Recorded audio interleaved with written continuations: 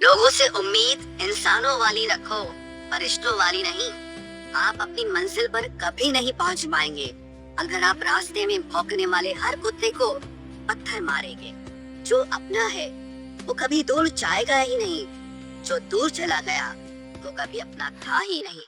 हालात चाहे जैसे भी हो, शुक्र करना शिकायत करने से हमेशा बेहतर होता है।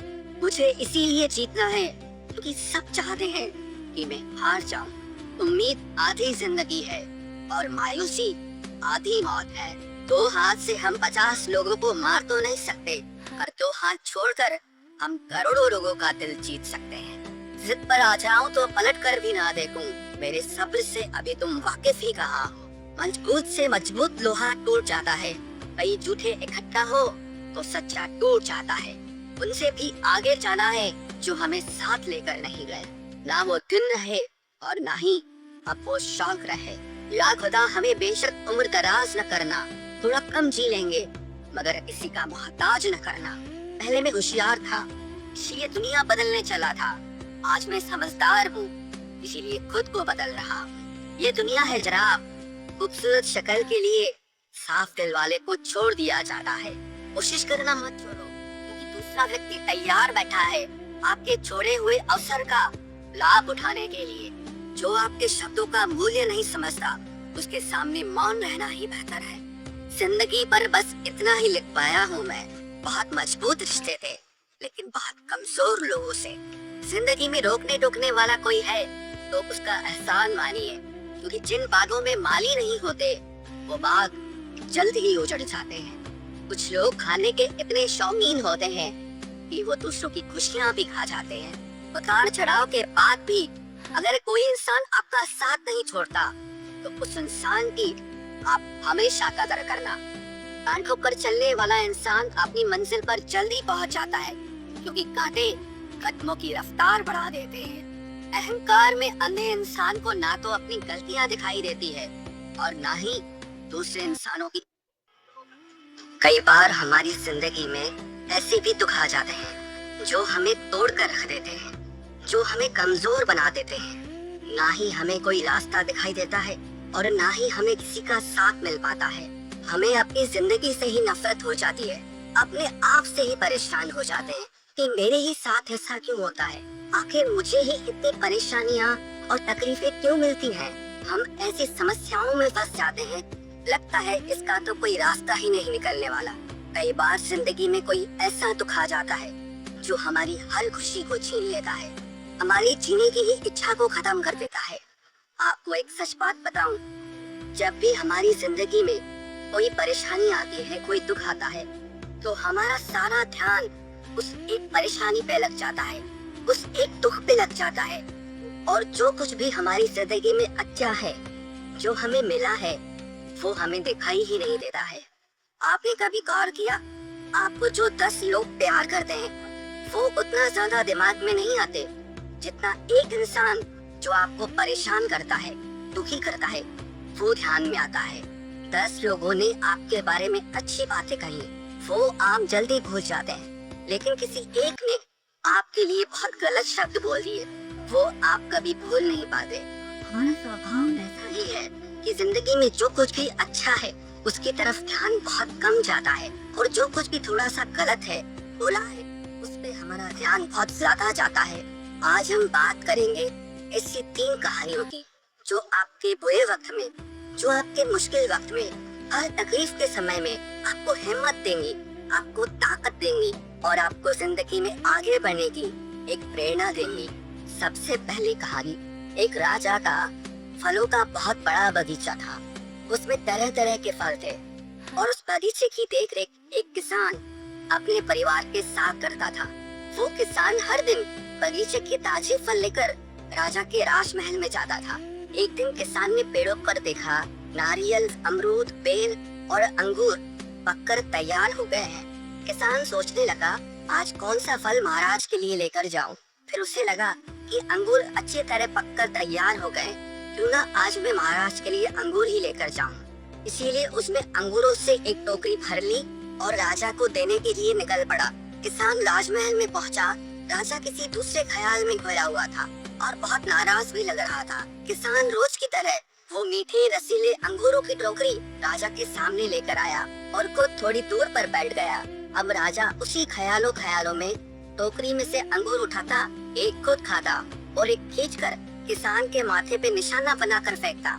राजा का अंगूर जब भी किसान के माथे पर लगता तो वो कहता कि बहुत ही अच्छा हुआ, परमात्मा बहुत दयालु है। राजा फिर जोर से अंगूर फेंकता, किसान फिर वही कहता कि बहुत अच्छा हुआ, परमात्मा बहुत दयालु है। थोड़ी देर बाद राजा को एहसास हुआ कि वो क्या कर रहा है और किसान का प्रत्युत्तर क्या आ रहा है। वो संभल कर बैठा, उसने किसान से पूछा, मैं तुझे बार बार अंगूर मार रहा हूँ और ये अंगूर तुझे लग भी रहे हैं, फिर भी तू बार बार ये कह रहा है कि बहुत अच्छा हुआ, परमात्मा बहुत दयालु है। किसान ने हाथ जोड़कर बोला, महाराज आज बाग में नारियल, बेर और अमरूद भी तैयार थे, पर पता नहीं क्यों मुझे ये लगा कि मैं आपके लिए अंगूर लेकर चलूं। लाने को तो मैं नारियल, अमरूद और बेर भी ला सकता था, पर मैं अंगूर लेकर आया। यदि अंगूर की जगह नारियल, बेर या बड़े बड़े अमरूद रखे होते तो आज मेरा क्या हाल होता। इसीलिए मैं बार बार यही कह रहा हूँ कि बहुत अच्छा हुआ, परमात्मा बहुत दयालु है। ये कहानी हमारी जिंदगी से ही जुड़ी है।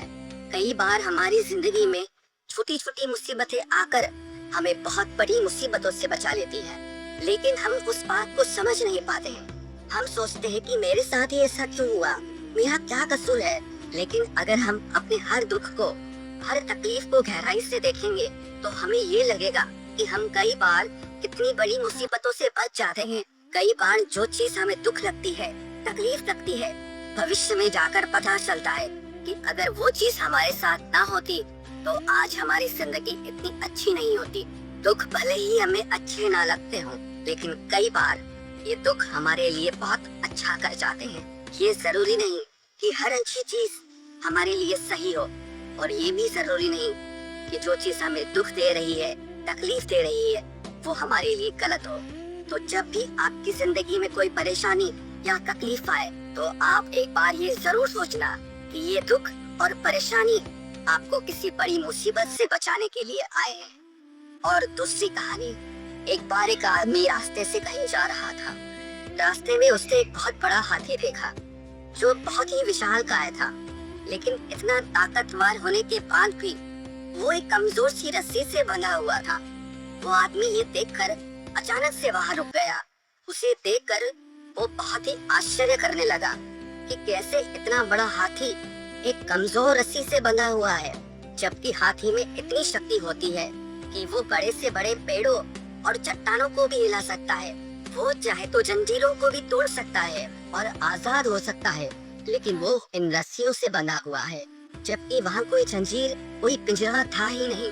ऐसा क्या कारण है जिसकी वजह से इतना ताकतवर हाथी एक कमजोर सी रस्सी से बना है? फिर वो व्यक्ति उस हाथी के महावत के पास आया और उससे पूछने लगा कि इतना ताकतवर हाथी जो इस छोटी सी रस्सी को एक सेकंड में तोड़ सकता है, ऐसा क्या कारण है जो ये हाथी इस रस्सी से बंधा हुआ है? उस आदमी की बात सुनकर वो महावत कहने लगा, जब ये हाथी बहुत छोटा था तब मैं इसे इसी रस्सी के सहारे बांध देता था, और उस समय ये रस्सी इतनी मजबूत थी कि इसको तोड़ पाना इसके लिए बहुत ही मुश्किल था। उस समय इसने उस रस्सी को तोड़ने की बहुत कोशिश की, इसे बहुत चोट भी लगती थी, पैरों से खून भी निकलता था, लेकिन ये रस्सी को कभी तोड़ नहीं पाता था। और काफी बार प्रयास करने के बाद भी जब ये असफल हो गया तो इसने हार मान ली और रस्सी को तोड़ना इसे असंभव लगता है। धीरे धीरे जब ये बड़ा हुआ, इसे अभी भी यही लगता है कि ये रस्सी इससे नहीं टूट सकती, और उसकी वजह से ये इसे तोड़ने की कोशिश भी नहीं करता है। हालांकि ये चाहे तो किसी भी समय रस्सी को तोड़कर अपने आप को बंधनों से मुक्त कर सकता है, लेकिन अपने बचपन की हार को ये जीवन की हार मानकर बैठ गया है और अब कोई कोशिश ही नहीं करता है, और उसकी वजह से ये एक कमजोर सी रस्सी से भी हार गया है। ये कहानी भी हमारी ही जिंदगी की है। हमारी जिंदगी में जब कोई दुख आता है, कोई परेशानी आती है, कोई तकलीफ आती है, हम उससे इतना ज्यादा हार जाते हैं, इतना ज्यादा डर जाते हैं कि दोबारा उससे करने की कोशिश ही नहीं करते। वास्तविकता में हमारे दुख भी इतने शक्तिशाली नहीं है, इतने बड़े नहीं है, लेकिन जो हमने दुखों से हार मान ली है, खुद को उन दुखों के आगे कमजोर बना दिया है, उसकी वजह से वो दुख हम पर हावी हो जाते हैं, हमें बहुत बड़े लगने लगते हैं, तो जिंदगी में जब भी दुख आए ना, तो उसके आगे घुटने कभी मत टेकना, उससे हार कभी मत मानना, क्योंकि जो दुखों से हार जाता है ना, वो जिंदगी से ही हार जाता है। और जो दुखों से लड़ता है वही दुखों से जीतता है, और जो दुखों से जीत जाता है ना, वो जिंदगी में सब कुछ जीत जाता है।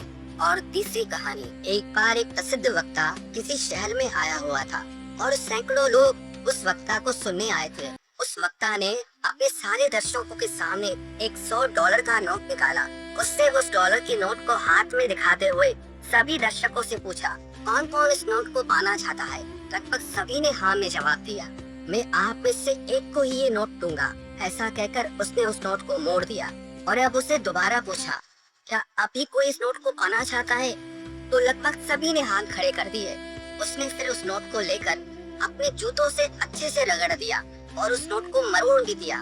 उसने फिर उस नोट को हाथ में उठाया और दोबारा भीड़ से पूछने लगा, क्या अब भी तुम इस नोट को पाना चाहते हो, क्योंकि ये नोट अब गंदा हो चुका है, मरोड़ा जा चुका है। लेकिन अभी भी लगभग सभी ने अपने हाथ ऊपर कर दिए। ये देखकर उस वक्ता ने भीड़ से कहा कि मैंने इस नोट के साथ पता नहीं क्या क्या किया है, लेकिन आप इसे फिर भी पाना चाहते हैं, क्योंकि इसको लाख बार क्यों न मरोड़ लो, इसकी कीमत में कोई फर्क नहीं आता है। इसकी कीमत अभी भी $100 ही है। ये कहानी भी हमारी ही जिंदगी से जुड़ी है।